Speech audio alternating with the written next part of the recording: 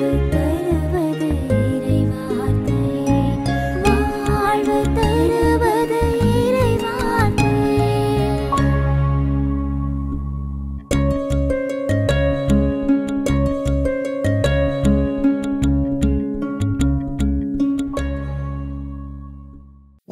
வாழும் மாதா தொலைக்காட்சியின் அன்பர்களே, உங்கள் அனைவரையும் வாழ்வு தரும் இறை வார்த்தை என்னும் நிகழ்ச்சிக்கு தந்தையர்கள் நாங்கள் மிகுந்த அன்புடன் வருக என்று வரவேற்கின்றோம். அன்புமிக்கவர்களே, நாம் இன்று திருத்தூதர்களான பேதுரு, பவுல் பெருவிழாவை கொண்டாடுகின்றோம்.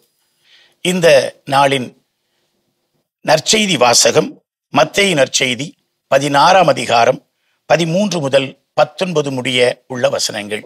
இந்த கேள்விக்கு பேதுரு சொல்லுகிற பதில் பேதுரு யார் என்பதனை நமக்கு தெளிவுபட எடுத்து சொல்லித் தருகிறது.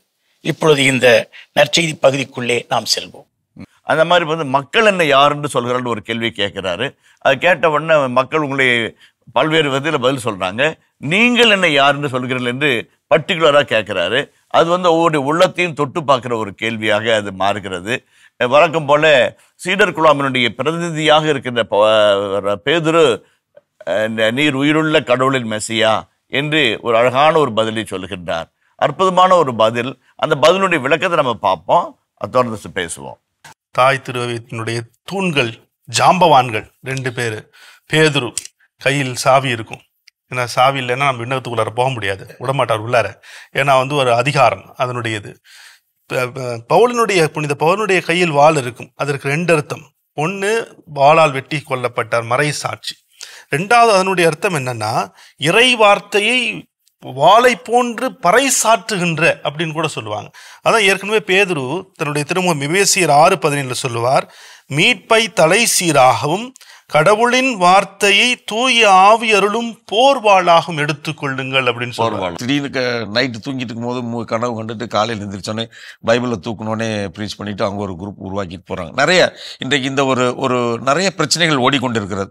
உலகமெங்கும் நீங்க பாத்தீங்கன்னா பைபிள் எடுத்து ஒருத்தவங்க விளக்கம் சொல்லிட்டாங்கன்னா அவங்க தான் உண்மையான பாதையை காட்டுறாங்க. இப்ப நம்ம தாய் திரு அவையினுடைய பின்னணி என்ன? ஆண்டவர் இயேசு வந்தார், போதிச்சார். இன்றைக்கு அந்த இடங்களா இருந்தாலும் சரி, இவங்களுடைய வாழ்க்கை வரலாறு, பவுலடிகளாருடைய பயணங்களாக இருந்தாலும் சரி, ரோமாவூரில், ஏன்னா இன்னைக்கு ரோமையில தான் கத்தோலிக்க திரு அவை என்று சொல்றோம். தாய் திரு அவை உலகமெங்கும் அதனுடைய அந்த ஒரு அரசு அங்கீகாரம் பெற்ற ஒரு திரு அவையாக இந்த திரு அவை வளர்ந்திருக்கிறது என்று சொன்னால், அடிப்படை அங்கே ரோமாவூரில் முதல் அஸ்திவாரம் எருசலேம் என்று சொன்னால், 2வது அஸ்திவாரம் ரோமையில இன்றைக்கு பேதுருடைய அவருடைய வாழ்க்கை, அவர் எங்கே சிலுவையில் அறையப்பட்டார், எங்கே அவர் அடக்கம் செய்யப்பட்டார், அந்த மாதிரியான இடங்கள் எல்லாம், இவங்க எங்க கைது செய்யப்பட்டார்கள், எந்த இடத்துல அவர்கள் அடைக்கப்பட்டிருந்தார்கள், அந்த இடங்கள், பேதுரு பவுலடிகளார் எங்கே தலைவெட்டுண்டு அவர் மறைசாட்சியாக மறித்தார், எங்கே அடக்கம் செய்ய, இவைகள் அத்தனையும் நாம் கண்ணால் கண்டு கைகளால் தொட்டு உணரக்கூடிய அளவிலே இன்றைக்கு தடயங்களாக இருக்கிறது. நமது விசுவாசம் உயிருள்ள விசுவாசம், உயிருள்ள கடவுள் சொல்லி சொல்றோம். அந்த உயிருள்ள விசுவாசம், உயிருள்ள கடவுளுக்கு அத்தனை தடயங்களும் இது கதைகளாக இல்லாமல் தடயங்களோடு சாட்சிகளோடு அத்தனையும் இன்றைக்கு நாம் உணர்ந்து கொள்கின்ற அளவுக்கு நமது விசுவாசத்தை ஒரு சில காரியங்கள் நம்ம சாட்சியமாக சொல்கின்ற பொழுது, உயிருள்ள கடவுளின் மகன் சொல்கின்ற பொழுது நாம் புதுப்பித்துக் கொள்கிறோம். இன்னொரு விதத்தில் சில காரியங்களை நாம் பார்க்கின்ற பொழுது, தொடுகின்ற பொழுது, அந்த இடங்களை நாம் சந்திக்கின்ற பொழுது இன்னும் நாம் புது புறப்படுகிறோம். அதனால இது ஒரு சாதாரண காரியமாக நாம் எடுத்துவிட முடியாது என்பதை நான் இந்த இடத்துல சொல்லிக்கொள்ள விரும்புகிறேன். மானிட மகன் யார் என்று மக்கள் சொல்லுகிறார்கள் என்று கேள்வி கேட்கிறார். அவர்கள் 3 வகையான பதிலை சொல்லுகிறார்கள். 1, திருமுழுக்கு யோவான், அண்மையில் ஏரோதுவால் கொல்லப்பட்டவர். அவருடைய மரணம் ஒரு அகால மரணம். அது மிகப்பெரிய தாக்கத்தை அங்கு ஏற்படுத்தி இருக்கிறது. அவர் மீண்டும் வந்து விட்டாரோ, அவரை போல இவர் ஆற்றல் மிக்கவராக, துணிச்சலாக, ஒரு போராளியாக தென்படுகிறாரே என்று அவரை திருமுழுக்கு யோவானாக பார்க்கிறார்கள். 2வதாக அவர் எலியாவாக பார்க்கிறார்கள். நமக்கு தெரியும், எலியா எடுத்துக்கொள்ளப்பட்டவர், மீண்டும் வருவார் என்று எதிர்பார்த்தார்கள். அந்த எலியா மீண்டும் வந்துவிட்டார் என்று அவரை எலியாவாக பார்க்கிறார்கள். மத்தேயு நற்செய்தியில் மட்டுமே இங்கே 3வதாக இன்னொரு கதாபாத்திரம் அறிமுகப்படுத்தப்படுகிறது, எரேமியாவாக பார்க்கிறார்கள். ஏனென்றால் பெரிய இறைவாக்கினர்கள் எரேமியா மிகவும் துன்பப்பட்டவர், நிறைய பாடுகள் அனுபவித்தவர். அவர் ஒரு திருமணம் முடிக்காதவர். அவரை போல இயேசுவை அவர்கள் ஒத்து பார்க்கிறார்கள். அவருடைய பாடுகள், அவருடைய வேதனைகள், அவருடைய துன்பங்கள் இயேசு பட்டுக்கொண்டிருக்கிற வேதனைகளுக்கு பொருத்தமாக இருக்கின்றன. ஆகவே அவரை எரேமியாவாக பார்க்கிறார்கள். மேலும் இறைவாக்கினருள் ஒருவர் என்றும் அவர்கள் பார்க்கிறார்கள். இப்படி அவருடைய பார்வை பலவாறாக இருக்கிறது. அந்த மெஸ்ஸியா என்பதற்கு எபிரேய மொழியில மொஷியாக் என்ற வார்த்தை இருக்கிறது. அந்த மொஷியாக் என்று சொன்னால் அபிஷேகம் செய்யப்பட்டவர். பழைய ஏற்பாட்டில் வந்து இடத்தை, பொருள், ஆட்களை 3 வகையில அபிஷேகம் செய்யறாங்க. பெத்தேல்ன்ற இடத்துல கல்லை வந்து ஊற்றி, அதே மாதிரி வந்து இறைவாக்கினர்களை அரசுகளை அபிஷேகம் செய்யறாங்க. அதே மாதிரி பலிப்பீட பொருட்களை வந்து அபிஷேகம் செய்யறாங்க. இந்த இடத்துல வந்து அபிஷேகம் செய்யப்பட்டவர் மெஷியாக் என்றால் கடவுளால் தனிப்பட்ட முறையிலே அவருடைய பணியை நிறைவேற்றுவதற்காக, அவர் திட்டத்தை நிறைவேற்றுவதற்காக அபிஷேகம் செய்யப்பட்டவர். நீர் மெஸ்ஸியா, வாழும் கடவுளின் மகன். இந்த வார்த்தைக்கு 2 அர்த்தங்கள் சொல்லப்பட்டிருக்கிறது. ஒன்று, பேதுரு இயேசுனுடைய இந்த இறைத்தன்மையை, அந்த மறைபொருளை திரு அவையின் ஒரு பிரதிநிதியாக இருந்து முன்னறிவிக்கிறார் என்பது அர்த்தம். ஏன்னா அதை தான் நம்ம வந்து மத்தேயு 11 படிப்போம், ஞானிகளுக்கு இல்லாம சிறுவர்களுக்கு வெளிப்படுத்தி அப்படின்ட்டு. அதே போல மத்தேயு 14:33 நீர் உண்மையாகவே இறைமகன், அந்த ஒரு வார்த்தை ஒன்று இருக்கும், அதை மையப்படுத்தியது. இது முதல் அர்த்தம். 2வது அர்த்தம், பேதுரு வந்து இந்த பேதுருனுடைய அறிக்கை இயேசுவை ஒரு மிகப்பெரிய மெஸ்ஸியா அரசராக அவர் பார்க்கறத காட்டுது. ஏன்னா இது அதே மத்தேயு 26:63 நீர் கடவுளின் மகனாகிய மெஸ்ஸியாவானால் அப்படின்ற ஒரு வார்த்தை வரும். அதே போல யோவான் தன்னுடைய நற்செய்தியிலும் சொல்லுவார் 1:49 நத்தானியேல் வழியாக நீ இறைமகன், இஸ்ராயேல் மக்களின் அரசர். அது வாழும் கடவுளின் ஆண்டவர். இன்னும் சிம்பிளா சொல்ல போனோம்னா, இவங்கெல்லாம் கடவுள்னு அவங்க சொல்லிட்டு இருக்கிறாங்க, இதெல்லாம் கல்லு மண்ணு இதுதான், அவங்களுக்கெல்லாம் உயிர் இல்லை. ஆண்டவரே நீர் வாழும் கடவுளின் மகன், இருந்தவர், இருக்கிறவர், இருக்க போகிறவர். இந்த 16ஆம் அதிகாரம் வந்து மத்தேயு நற்செய்தியில இங்க பார்த்தாலும், இதுக்கு முன்னாடி வந்து பேதுருவினுடைய அழைப்பு, உருமாற்றம், இந்த பகுதியெல்லாம் வந்து அவர் அனுபவிச்சார், கடவுள் அனுபவிச்சார். இயேசுவின் இந்த முக்கியமான 3 சீடர்கள் ஒருவராக பேதுரு இருந்தார். இந்த சீடர் குழாமினுடைய தலைவராக அவர் இருந்தார்.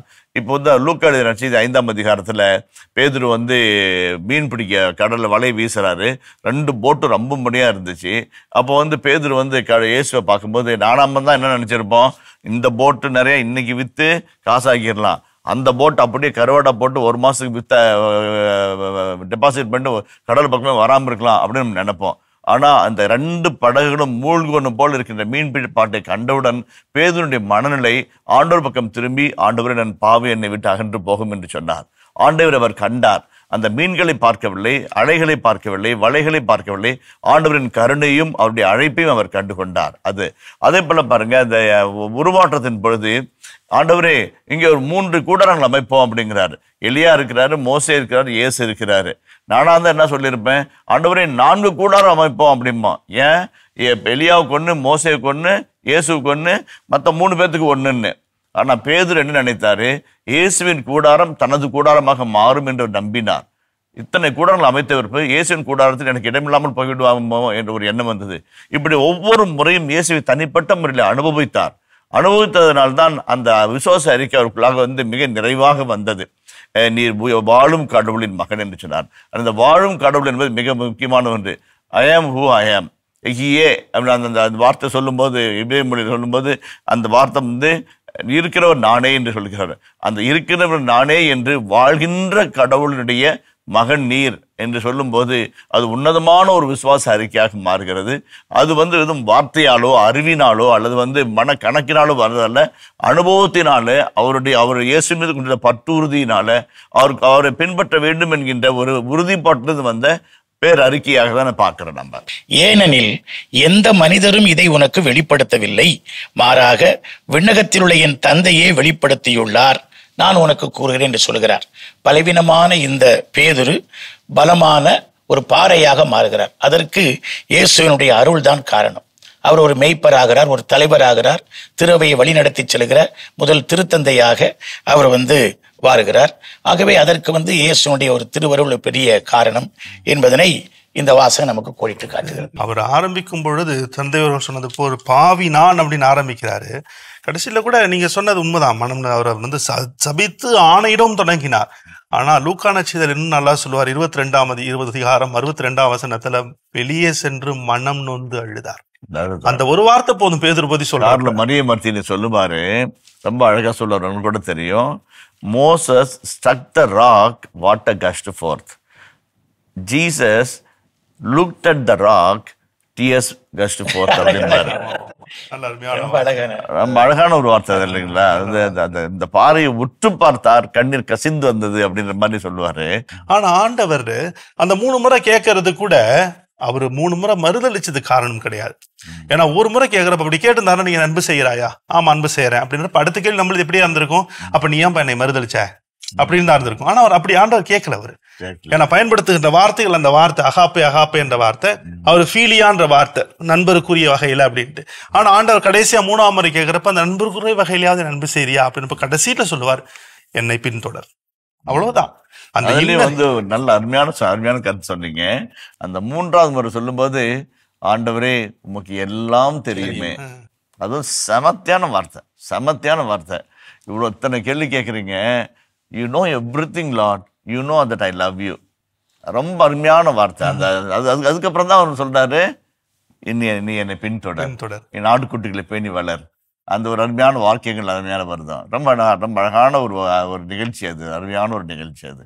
நம்ம பேதுரு, ஓகே, பேதுருவனுடைய was an ordinary humble person, simple man.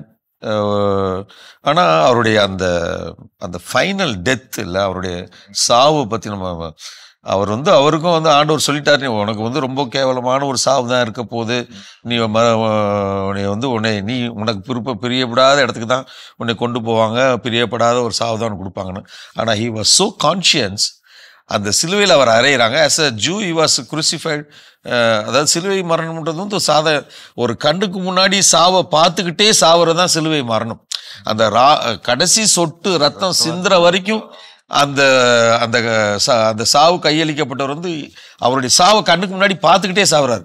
கழுத்தை வெட்டுறது இல்லை short death clean death, on the spot முடிஞ்சு போச்சு. They never experience death. இவங்க ஒவ்வொரு சொட்டும் கீழே இறங்க இறங்க இறங்க தி சீ தேர் டெத்.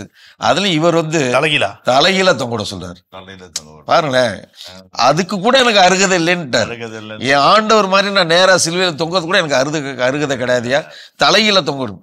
பாருங்களேன், அது எந்த அளவுக்கு அவர் இயேசுவின் மேல. ஏன்னா அதுக்கு முன்னாடி நம்ம ரோம்ல பார்க்கணும், கோவாதீஸ், நீ எங்கயா இவர் ரோம்ல இருந்து எல்லாரும் இது பண்றாங்க, எப்பா நீ இங்க இருக்காத, நீ தப்பிச்சு போயிரு, நம்ம திருச்சபைக்கு நீ இருக்கிறது ரொம்ப முக்கியம்னு அவர் விருப்பத்துக்கு எதிராக தான் அவர் அனுப்புறாங்க. அங்க காட்சியில ஏசுனார் ரோம்குள்ள சிலுவை தூக்கிட்டு வரதை அவர் பாக்குறாரு. அந்த இடமே இன்னைக்கு ரோமுக்கு போனால் நம்ம கோவாதீஸ்னு எங்கே போகிறீர் ஆண்டவரே, அந்த இடம் கோயில் கட்டி வச்சிருக்கிறாங்க, நம்ம கேட்டகம் கலிஸ்டோக்கு பக்கத்துல இருக்குது. அப்போ நீ தான் வேணாட்டு போறியா, நான் போறேன்ப்பா, நான் போய் திருப்பி சாவரேன்னு போறேன். ஐயோ சாமி நீ போ, நான் போய் பார்த்துக்கிறேன்னு சொல்லிட்டு ரோமுக்கு he was so conscious on his death, எனக்கு நேரா இல்லப்பா, அந்த அருகதை கிடையாது, தலையில தொங்க விடுங்கன்றார். இன்றைய நற்செய்தி இயேசுவை பற்றிய பேதுருவின் அறிக்கை என்று தலைப்பிடப்பட்டிருக்கிறது. இன்றைய முதல் வாசகம் திருத்துதர் பணிகள் 12ஆம் அதிகாரம் 1 முதல் 11 முடிய உள்ள வசனங்கள் ஆகும். இதற்கு முந்தைய பகுதியை நீங்கள் பார்ப்பீர்கள் என்றால், எருசலேம் திரு அவையில் பேதுருவின் அறிக்கை. அந்த பின்னணியில தான் யாக்கோபு கொலை செய்யப்படுதலும் பேதுரு சிறையிடப்படுதலும் வருகிறது. ஆகவே பேதுருவினுடைய எருசலேம் திரு அவையில் அவருடைய அறிக்கை, அதுல அந்த அறிக்கை எனப்படுவது வெற்று வார்த்தைகளில் அல்ல, சாட்சிய பகருகிற ஒரு அறிக்கை. ஒருவருடைய திரு அவையில வரலாற்றுல ஒரு மறை சாட்சியினுடைய இறப்பு திரு அவையினுடைய பிறப்பு. அல்லது யாக்கோபு கொல்லப்படுதல், அதோட மறை சாட்சியம் முடிஞ்சிடல. பேதுரு அங்கிருந்து அப்படியே அந்த திரு அவையை கட்டி எழுப்பி கொண்டு செல்லுகின்றார். அந்த பகுதியை படிச்சாலே ஏன்னா ஒன்றுக்கு நல்ல விளக்கம் கொடுக்கலாம். ஆனா அந்த நேரத்தில் கடைசியில தன்னுணர்வு பெற்று பேதுரு அந்த நேரத்தில் சொல்லுவாரு, ஆண்டவர் தான் என்னை எதிரிகளின் கையிலிருந்து விடுவித்து யூத மக்கள் எதிர்பார்த்து எதுவும் நிகழாதவாறு என்னை காத்தார் என்பதை நான் உண்மையாக உணர்ந்து கொண்டேன். வாழும் கடவுளின் மகன் தன்னுடைய வாழ்க்கையில் எப்படி இருக்கிறார் என்பதை பேதுரு உணர்ந்து பார்த்த தருணம் தான் இந்த அற்புதமான தருணம். ஜெபத்தினால என்ன ஆகாதுன்னு சொல்லு, ஜெபத்தினால என்ன ஆகுன்னு நான் சொல்றேன்னு சொல்லுவேன். அதே மாதிரி பார்க்கும்போது இந்த இடத்துல ஏரோதுடைய கரங்கள் இரும்பு கரங்கள் கொடுங்கோலனுடைய ஏரோதுடைய கொடுங்கோல் மனது யூதர்களை திருப்திப்படுத்த வேண்டும் என்ற ஒரு வெறித்தனத்தோடு அவன் சிறையில் ஏற்றிருக்கிறான். ஆனால் திருச்சபை ஜெபிக்கும் போது அந்த ஜெபம் மனவால் கேட்கப்பட்டு ஜெபத்தினுடைய வல்லமையினால் அவர் விடுவிக்கப்படுகிறார் என்பதை நம்ம பார்க்கிறோம். ஆண்டவர் தம் தூதரை அனுப்பி பேதுருவை காப்பாற்றினார் என்ற ஒரு செய்தியை நம்ம உணரும் போது நம்மளுக்குள்ள ஒரு சந்தோஷம் வருது.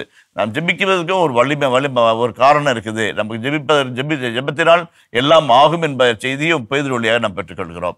இதே பேதுரு தான் மேல் மாடியர்களை ஜெபித்து கொண்டிருக்கும் பொழுது கப்பல் பாய பண்ண ஒரு விரிப்பு கீழே இறங்கும் போது அவருக்கு தன்னுடைய காட்சிகளை கண்டு புறையினத்தாருக்கான ஒரு பெந்தகோஸ்து திருவிழாவை திறந்து வைக்க அவருக்கு வாய்ப்பு கிடைக்கிறது. பேதுரு வாழ்வில் ஜெபம் என்பது மிக முக்கியமான ஒன்றாகவும் அமைகிறது. இந்த இடத்துல ஒரு வரலாற்று தகவு, ஏரோது அரசன் அப்படின்னு வார்த்தையை போட்டிருக்கிறாங்க. இயேசு பிறந்த பொழுது பெரிய ஏரோது. இயேசு பாடுகள் பட்ட சமயத்துல ஏரோது அந்திப்பாஸ் அவருடைய மகன். இங்க சொல்லப்படுகிற ஏரோது முதலாம் ஏரோது அகிரிப்பா, அதாவது பெரிய ஏரோதனுடைய பேரன். இப்ப அவருடைய காலத்துல தான் யூதர்களை திருப்திப்படுத்துவதற்காக யாக்கோபை கொண்டான். இப்ப பேதுருவை சிறையில் அடைத்தான். அந்த பேதுரு திரு அவையினுடைய மன்றாட்டினால், இறை வேண்டலினால் அவர் அற்புதமாக அவர் வெளியேறுகிறார். கடவுள் ஆளுகை செய்கிறார். கடவுள் பெரிய துன்பத்திலே இடர்படுகிறார், துணை வருகிறார், தூதரை அனுப்புகிறார், விடுதலை வழங்குகிறார் அப்படிங்கிற செய்தி இங்கே சொல்லப்படுகிறது. இயேசுடைய பாடுகள், இறப்பு, இயேசுனுடைய இந்த பாஸ்கா மறைபொருள் இங்கே பேதுருடைய வாழ்விலும் நிறைவேறுவதாக உமையாக இன்றைக்கு சொல்லப்படுவதனை நாம் பார்க்கிறோம். இந்த நாளில் நாம் இரண்டாவதாக இன்னொரு மிக முக்கியமான கதாபாத்திரத்தை நினைவுகூர அழைக்கப்படுகிறோம். அதுதான் பவுலடியார். திருத்தூதர் பவுல் தீமோத்தேயுக்கு எழுதிய 2ஆம் திருமுகம் 4ஆம் அதிகாரம் 6 முதல் 8 முடிய உள்ள வசனங்கள், மேலும் 17 முதல் 18 முடிய உள்ள வசனங்கள் இன்றைய 2ஆம் வாசகமாக தரப்பட்டிருக்கிறது. பேதுரு எவ்வாறு இயேசுவுக்காக சிறையில் அடைக்கப்பட்டு சான்று பகர்ந்தாரோ அவ்வாறு பவுல் தன்னுடைய வாழ்வின் உச்சக்கட்டத்தில் அவர் எவ்வாறு சான்று பகர்கிறார் என்கிற அவருடைய வாழ்க்கையின் இறுதி பகுதி சாட்சியம் இங்கே சொல்லப்படுகிறது. பேதுருவை போல பேசுவதற்கு இவற்றில் நிறைய இருக்கிறது. ஆனால் சுருக்கமாக ஏதாவது சொல்லுவோம். ஆனா என்னன்னா 13 அதிகாரங்கள் இது இருக்கு. நான் யோசிச்சு பார்த்தேன், அந்த 13 அதிகாரத்துல ஏன் திரு அவை தேடி பிடிச்சி 4 வசனம் தான், 6-8, 17-18, இந்த 5 வசனத்திலே அவருடைய வாழ்க்கையே நம்ம புரிஞ்சுக்கிற மாதிரி கொடுத்துருக்கிறது. உண்மையிலே அது இட்ஸ் எ மிஸ்ட்ரி. அந்த திரு அவை எடுத்திருக்க அற்புதமா. ஏன்னா அந்த முதல் வசனத்தை படிச்சுப்பே நான் வியந்து பார்த்தேன். ஏனெனில் நான் இப்போதே என்னை பலியாக படைக்கிறேன். அந்த வார்த்தைக்கு என்ன அர்த்தம்னா, எண்ணிக்கை 28:7 படிக்கலாம். ஆண்டவருக்கு நீர்ம படையலாக திரு உறைவிடத்தில் மதுபானத்தை ஊற்ற வேண்டும். Pouring the wine. அந்த கோயில்ல at the base of the டெம்பிளுடைய அந்த வைனை ஊத்துவாங்களாமா. அது அந்த ஒரு உருவகமா கொண்டு, நம்பிக்கையால் நீங்கள் படைக்கும் பலியில் நான் என் ரத்தத்தையே பலிப்பொருளாக வார்க்க வேண்டியிருப்பினும் அது எனக்கு மகிழ்ச்சி என்னவாரு. அதனாலதான் நான் பிரிய வேண்டிய நேரம் வந்துவிட்டது. பிலிப்பியருக்கு எழுத்தும் 1:23 சொல்லுவார், my desire is to depart and to be with the Lord. இந்த என்னுடைய வாழ்க்கை என்னது, ஆண்டவரோடு இருக்கணும்பா. அதான் எனக்கு சொன்ன இந்த இறுதி பயண நிகழ்வுல அவர் சொல்லுகின்ற வார்த்தை, நான் ஆண்டவருக்காக, ஆண்டவரில், ஆண்டவரோடு. ஏசுதான்ப்பா எனக்கு எல்லாம். அந்த ஒரு வார்த்தையை, இந்த ஒரு வார்த்தையிலேயே பவுலுடைய வாழ்க்கையை விவரிச்சிடலாம் நினைக்கிறேன் நான். ரொம்ப அழகா சொன்னீங்க. பலிகள்ல சில பலிகள் திரும்ப எடுத்துக்கொள்ளலாம். இப்ப பணம் போடுறோம், அதை எடுத்துக்கொள்ளலாம். அது சில பொருளை கொடுக்கிறோம், அதை எடுத்துக்கொள்ளலாம். ஆனா 2 வகையான பலிகள் எடுத்துக்கொள்ள முடியாது. ஒன்று எரிக்கப்படுவது, இன்னொன்று ஊற்றப்படுவது. தகனப்பலி, லிபேஷன். ஆமா, அந்த ஊற்றப்படுவது உங்களுக்கு திராட்சை ரசமாக இருக்கலாம், அல்லது வேறு பொருளாக இருக்கலாம். அது அழிஞ்சுதான் போகும். அது அப்படியே ஒப்பு கொடுக்கப்பட்டதுதான். அது ஆண்டவருக்கென்று அர்ப்பணிக்கப்பட்டதுதான். அந்த ஒரு உருவத்தை தான் எடுத்துக்கொண்டு தன் வாழ்வையே ஊற்றி விடுவதாக, அழித்து விடுவதாக பவுலுடைய இந்த இடத்துல சொல்லுகிறார். பலியாக தன்னை ஒப்பு கொடுக்கிறாரு. என்ன கேட்டோம்னாக்க பவுலடிகளார் ஒரு இறைவார்த்தை வெடிமருந்து கிடங்கு. அவ்வளோ பவர்ஃபுல்லான ஒரு ப்ரீச்சரு, அவ்வளோ பவர்ஃபுல்லான ஒரு மிஷினரி. அதாவது 3 செய்திகளை சொல்லி நான் முடிக்கிறேன். ஒன்று பவுலடிகளார் பேசுறது கிரேக்க மொழியில் பேசுகிறாரு, கிரேக்க மொழியில் எழுதுகிறாரு, ரோமானிய மக்களுக்கு இடம் உரையாடுகிறார், ஆனால் எபிரேய மொழியில் சிந்திக்கிறார். ஆக 3 உலகங்களின் ஒட்டுமொத்த கலவை தான் அவர். அதுவும் நம்ம ஆக்ஸ்போர்டில் படிச்சிருக்கிறேன், ஹார்வர்டில் படிச்சிருக்கிறேன் நம்ம சொல்கிறாங்க இல்லைங்களா, அந்த மாதிரி கமாலியலின் பாதாடியில் அமர்ந்து நான் படித்தவன் சொல்கிறாரு. அவ்வளவு ஞானம் கொண்ட அந்த பவுலடிகளார், இறை ஆற்றல் கொண்ட பவுலடிகளார் மிகச்சிறந்த ஒரு நற்செய்தியாளராக மாறுகிறார். நற்செய்தி அழகாக போகிறார். செல்லும் இடமெங்கும் இயேசுவின் பாடுகளை என் உடலில் நான் தாங்கிச் செல்கிறேன், இயேசுவின் பாடுகள் குறைவாக இருப்பதை என் உடலில் நிறைவுபடுத்த விரும்புகிறேன் என்று சொல்வார். அதை விட ஒரு இடத்துல சொல்லுவார், அவர் சொல்றதெல்லாம் சொன்னோம்னாக்க நம்ம இந்த வாழ்வதல் நிறைவார்த்தையே தாங்காது, அவ்வளோ சொல்லலாம். அவர் ஒரு வார்த்தை சொல்வார், சாவு என்பது எனக்கு ஆதாயம்னு சொல்றார். சாவு, டெத் இஸ் கெயின் அப்படிங்கிறார். யாருங்க சொல்ல முடியும்? சாவுக்கு பயப்படாத மனுஷன் யாரா இருக்கிறாங்களா? நடுங்கி அப்படி குடுவி போய் உட்காந்துட்டு இருப்பாங்க, செத்துருவோன்னு பயந்துட்டு இருப்பாங்க. ஆனா சாவு என்பது எனக்கு ஆதாயம்னு சொல்லுவார். எங்க இருந்து சொல்லுவார்னா ஜெயில இருந்து சொல்லுவார், ஜெயில இருந்து சொல்லுவார், சிறைக்குள்ள மன்னர்கள்ல இருந்து வர வார்த்தை அதெல்லாம். இரண்டாவது, பவுலடிகாரர் 13 கடிதங்கள் எழுதுகிறார். என்ன மைய பொருள்? ஓமையா, புதுமையா, அல்லது இயேசுவின் பிறப்பா, இயேசுவின் பாடுகளா? எதுவுமே இல்லை. இயேசு நமக்காய் மரித்தார், அவர் நமக்காய் உயிர்த்தார். இந்த 2 வார்த்தையை வச்சுக்கிட்டு அவ்வளோ இது விரிச்சுக்கிறார். ஒரு வேளை மற்ற எல்லாத்தையும் எழுத ஆரம்பிச்சிருந்தாருன்னு அப்படின்னாக்க சாமியாரா போறவங்களாம் 5 வருஷம் படிக்க வேண்டியதா இருந்திருக்கும்.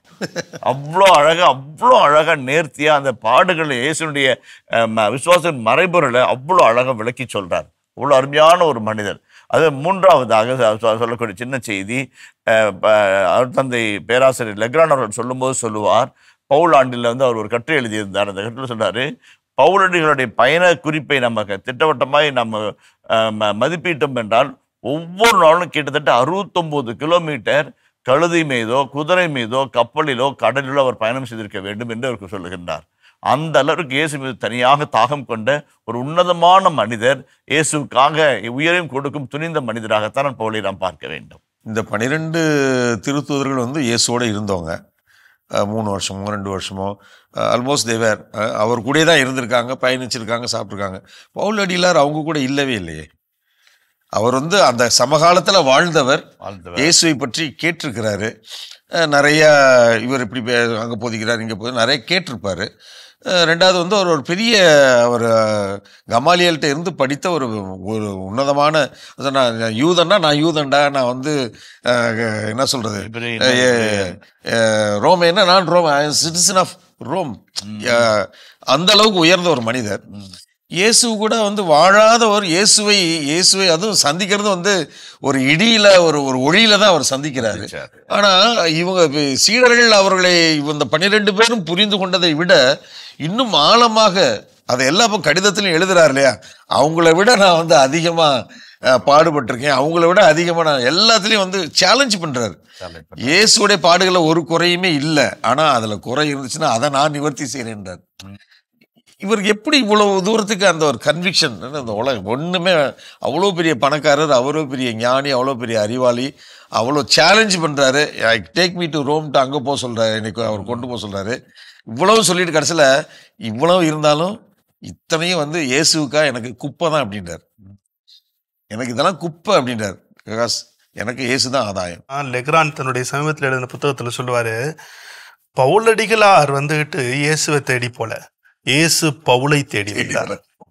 எப்படின்னா காணாமற் போன ஆட்டை ஆயன் தேடி வருவதை போல பவுலடிகளாரை தேடி இயேசு வந்தார். அதான் நம்ம வரல, என்னை தேடி இயேசு வந்தார், எந்த வாழ்வு மாற்றிவிட்டார். இப்போ தந்தையவர்கள் சொன்னது போல் அவருக்கு எல்லாம், இப்போ நம்ம சாதாரணமாக போய் ஹார்வர்ட் யூனிவர்சிட்டி, ஆக்ஸ்போர்ட் யூனிவர்சிட்டி அப்படின்னாலும் இப்படி பெருமையாக சொன்னாங்க, அப்படியே நுனினாங்களா ஆக்ஸ்போர்ட் யூனிவர்சிட்டி விடுவாங்க. கடைசியில் அவனுக்கும் புரியாது, நமக்கும் புரியாது. ஆனால் அந்த அளவுக்கு பேச்சு திறமை இருக்குது, சொல்வண்ணம், எல்லா இடத்துக்கும் போறவர். இந்த கடைசியில் அந்த வார்த்தையை முடிக்கிறப்ப 3 காரியம் சொல்றார். ஒன்று, ஆண்டவர் என் பக்கம் நின்று எனக்கு வலுவூட்டினார். அதான் இன்னொரு இடத்துல சொல்றார், பிலிப்பியர்களை திரும்ப நினைக்கிறேன், வலுவூட்டுகிறவரின் துணை கொண்டு எனக்கு எதையும் செய்ய ஆற்றல். பேசுறது இல்ல, அந்த இயேசுன்ற வார்த்தை எடுத்துட்டு அவருடைய திருமுகமே இல்ல. அந்த இயேசுன்றதான் ஃபர்ஸ்ட் சொல்ற வார்த்தை, ஆண்டவர் என் பக்கம் நின்று வலுவூட்டினார். 2வது, சிங்கத்தின் வாய் நின்று என்னை விடுவித்தார். ஏன்னா அவர் சிங்கத்துல அந்த கொடிய மிருகங்கள் இதெல்லாம் போட முடியாது, ரோமை சிட்டிசன், அதனால அவர் போட முடியாது. அந்த ரோமை குடிமகனா இருந்ததுனால ரோமை குடிமகன்களை அந்த சிங்கத்தின் வாயில் அந்த இது போட முடியாது. அதனால சிங்கத்தின் அது அந்த சட்டம் என்னை விடுவிக்கல, என்னை ஆண்டவர் விடுவித்தார். கடைசியில முடிப்பார், தீங்கு அனைத்திலிருந்து என்னை விடுவித்து தம் விண்ணரசில் சேர்த்து எனக்கு மீட்பளித்தார். அதான் கடைசி. அதாவது என்னன்னா அவருடைய பாஸ்ட், பிரசன்ட், ஃபியூச்சர், அந்த 3த்தையும் ஒரு சேர பவுலடிகளாரை தவிர வேற ஆளுன்னு சொல்ல முடியாது. கடைசியில முடிக்கிறப்பா என்றென்றும் அவருக்கே என்றென்றும் மார்ச்சி குறித்தாக ஆமென். முடிஞ்சிருச்சு. அந்த வார்த்தையோட எல்லாம் முடிஞ்சிருச்சு. பவுலடியாரை குறித்து நாம் நிறைய பேசலாம். அவருடைய மனமாற்றம், அவருடைய எழுத்துக்கள், அவர் சபைகளுக்கு எழுதிய அறிவுரைகள், அவர் தந்திருக்கிற தீர்வுகள், அவருடைய கோட்பாடுகள், கொள்கைகள் என்று அனைத்தையும் குறித்து நாம் பேசலாம். ஆனால் இந்த பெருவிழாவுக்குரிய சிறப்பாக திரு அவை அவருடைய இறுதி சான்று பகர்தலை நமக்கு தந்திருக்கிறது. திருத்தூதர் பணிகள் 20ஆம் அதிகாரத்திலே எபேஸ் நகர மூப்பர்களை மிலேத்து துறைமுகத்துக்கு வரவழைத்து அவர் ஆற்றிய அந்த ஒரு பேருரை இருக்கிறதே, அது நமக்கு புல்லரிக்கும், அருமையான சாட்சியை பகரும். அதைவிட சிறப்பாக இந்த தீமோத்தேயுக்கு எழுதிய கடிதத்திலே அவர் சொல்லுகிற இந்த ஒரு 4-5 வசனங்களில் சொல்லுகிற இந்த சாட்சியம் மிக உயர்ந்தது. ஆகவேதான் திரு அவை இந்த பெருவிழாவுக்கு சிறப்பாக அதனை தந்திருக்கிறது. வழிபாடு எனப்படுகிற வார்த்தை முதல் முறையாக ஆபிரகாம் தன் மகனை பலியிடுவதற்காக ஒரே மலைக்கு போன பொழுது அடிவாரத்தில் நின்று பணியாளரை பார்த்து சொல்வார், நானும் என் மகனும் மலைக்கு சென்று வழிபாடு செலுத்தி விட்டு வருவோம் என்று. நமக்கு அந்த கதை தெரியும், ஆனால் மகனுக்கு தெரியாது, ஆபிரகாமுக்கு தெரியும். வழிபாடு என்றால் என்ன? ஆண்டவருக்கு தன் மகனை பலி கொடுத்து விடுவது, காணிக்கையாக்கி விடுவது, அவனை அப்படியே பலி செலுத்தி விடுவது, அதுதான் வழிபாடு. இங்கே பவுலடியார் தன்னுடைய வாழ்க்கையே ஒரு வழிபாடாக அவர் கொண்டாடுகிறார். தந்தைகள் குறிப்பிட்டதை போல சாவை வழிபாடாக அவர் பார்க்கிறார். என்னென்றால் சாவின் மூலமாகத்தான் நான் கிறிஸ்துவோடு ஒத்திருக்க முடியும், சாவின் மூலமாகத்தான் அந்த மாட்சியை நான் அடைய முடியும், சாவின் மூலமாகத்தான் கிறிஸ்து மிகச்சிறந்த விதத்திலே சான்று பகர முடியும். சாட்சியம் அப்படிங்கிற வார்த்தையே உங்களுக்கு மாற்றிடம் அப்படிங்கிற அர்த்தத்தை தான் சொல்லுகிறது. அதில் தியாகம் இருக்கிறது, அதில் சாவு இருக்கிறது. அந்த சாட்சியம், அப்படிப்பட்ட உன்னத சாட்சியத்தை பவுலடியார் தந்திருக்கிறார். அவருடைய நினைவு, அவருடைய வாழ்வு என்றென்றும் போற்றப்பெறுவதாக. நாம் இன்று 2 புனிதர்களுடைய திருத்தூதர்களுடைய விழாவை கொண்டாடுகிறோம். இவர்கள் இருவரும் திரு அவையினுடைய தூண்கள் என்று அழைக்கப்படுகிறார்கள். இவர்களுடைய இறப்பு ஜூன் மாதம் 29ஆம் தேதி நிகழ்ந்திருக்க வேண்டும் என்பதனால் இந்த விழா கிபி 4ஆம் நூற்றாண்டு தொடங்கி ஜூன் மாதம் 29ஆம் தேதி ரோமை நகரிலே, ரோமை திரு அவையிலே கொண்டாடப்பட்டு வந்திருக்கிறது. அந்த மரபு இன்றளவும் பின்பற்றப்படுகிறது. இந்த இருவரும் ஆண்டவர் இயேசு கிறிஸ்துவுக்கு அடுத்தபடியாக திரு அவையை அடுத்த களத்திற்கு எடுத்துச் சென்றவர்கள், தங்களுடைய வாழ்வால் சான்று பகர்ந்தவர்கள். அவருடைய நினைவு வாழ்க. அவருடைய வாழ்வு நமக்கு நிறைய படிப்பினைகளை கற்றுத்தருகிறது. கடவுள் நம்மை ஆளுகை செய்கிறார். துன்பங்கள் வருகிற பொழுது நாம் பின்வாங்கவே கூடாது. அதில் நாம் பொறுமையாய் நிலைத்து நிற்க வேண்டும். ஆண்டவர் விடுவிப்பார். ஆண்டவருக்கு நம் இரத்தத்தையே நாம் பலியாக கொடுக்க வேண்டி இருந்தாலும் அதற்கும் நாம் தயாராக இருக்க வேண்டும். ஏனென்றால் நம்முடைய மீட்புக்காக ஆண்டவர் தன்னையே தாரை வார்த்திருக்கிறார் என்கிற உண்மைக்கு சான்று வருகிற கிறிஸ்துவை பற்றி கொண்ட அவருடைய வாழ்வு நமக்கு இன்றும் படிப்பினையாய் அமைகிறது. இந்த படிப்பினையில் நம்முடைய வாழ்க்கையை நாம் தொடர்வோம். அன்புமிக்கவர்களே, வாழ்வு தரும் இறை வார்த்தை என்னும் நிகழ்ச்சி இத்துடன் நிறைவுக்கு வருகிறது. மீண்டும் அடுத்த நிகழ்ச்சியில் உங்களை சந்திக்கும் வரை உங்களிடமிருந்து அன்புடன் விடைபெறுகிறோம். இயேசுவுக்கு புகழ், இயேசுவுக்கு நன்றி. மரியே வாழ்க.